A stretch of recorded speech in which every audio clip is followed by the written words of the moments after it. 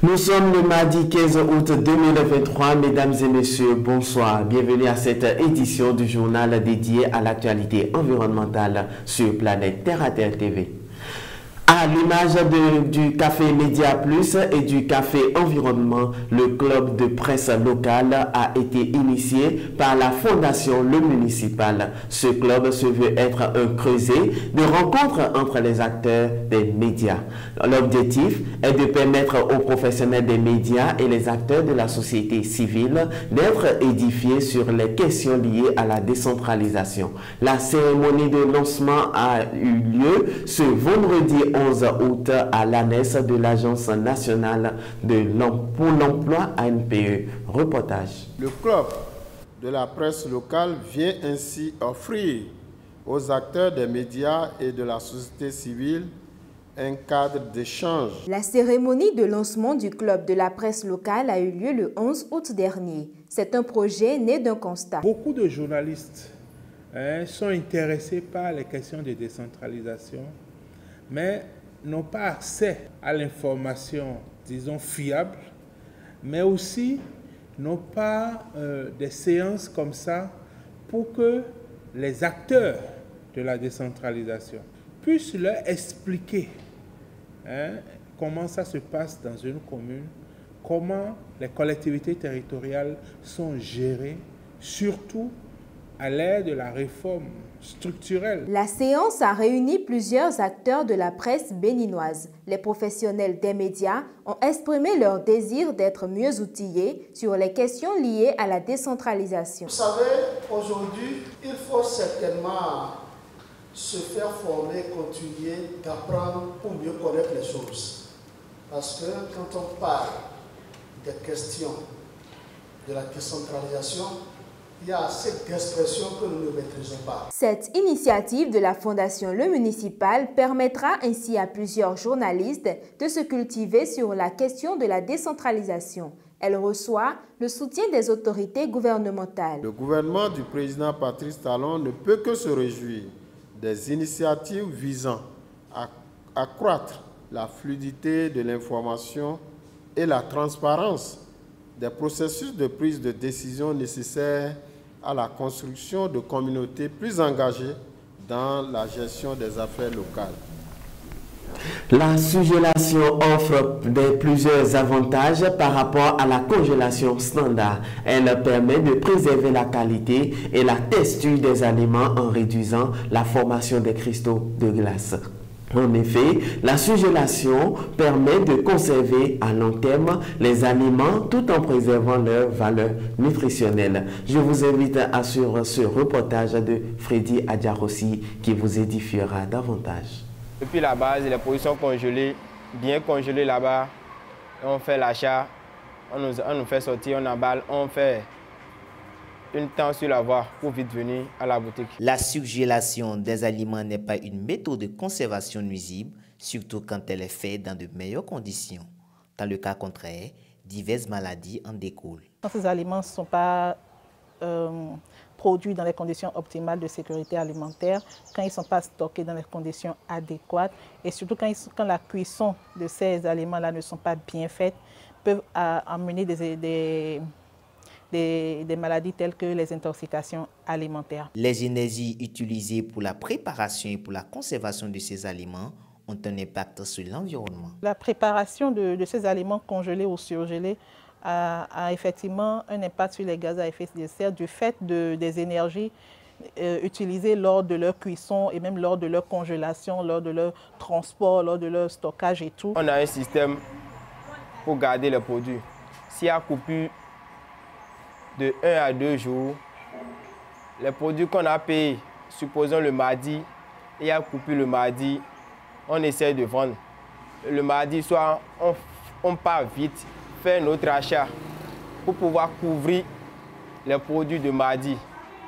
Dans le mercredi, on fait un mélange de produits. En lieu et place des aliments congelés ou surgelés, les denrées fraîches ou locales sont conseillées. Comme alternative aux aliments surgelés, congelés, nous conseillons des aliments de proximité, les aliments frais, les aliments locaux Donc, à la place des produits importés, surgelés, préférer les produits de ferme à proximité.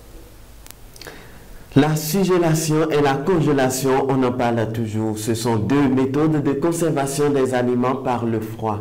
La première consiste au refroidissement rapide des aliments à des températures extrêmement basses, tandis que la seconde permet d'abaisser la température des aliments en dessous de 0 degré Celsius.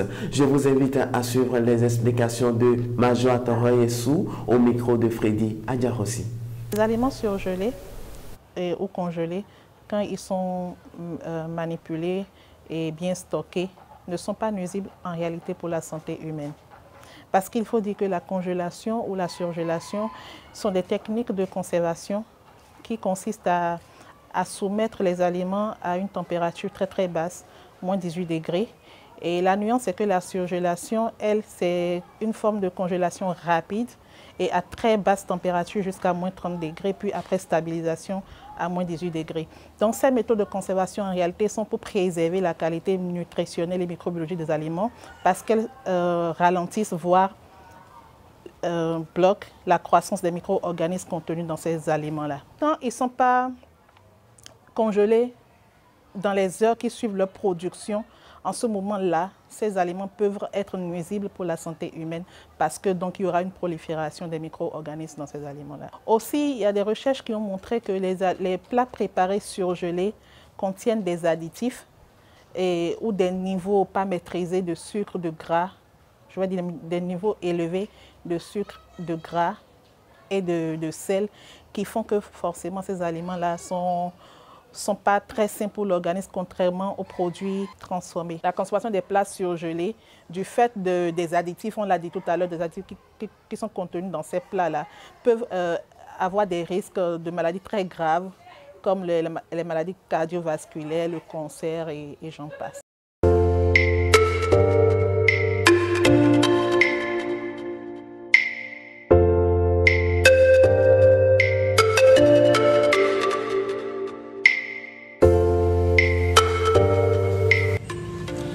100% terre, le bonheur dans la nature. That feels good! Baby!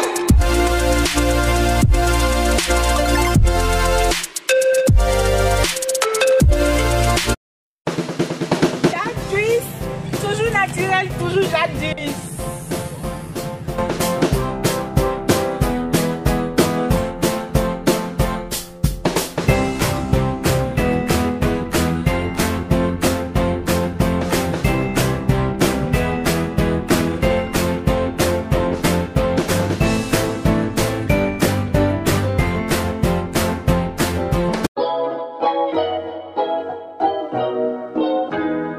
De la poudre de baobab, des pastilles, du miel sont des produits 100% naturels de African Parks.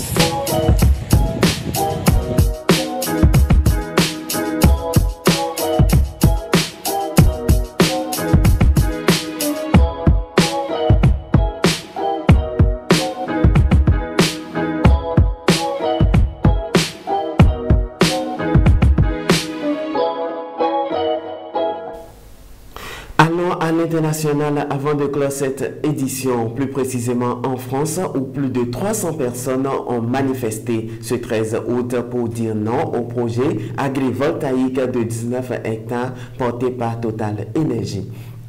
En effet, ce projet du géant pétrolier consiste à l'implantation de 44 000 ombrières photovoltaïques sur la commune de Tour de Fort au pied du village médiéval de Saint-Cirque-la-Popie.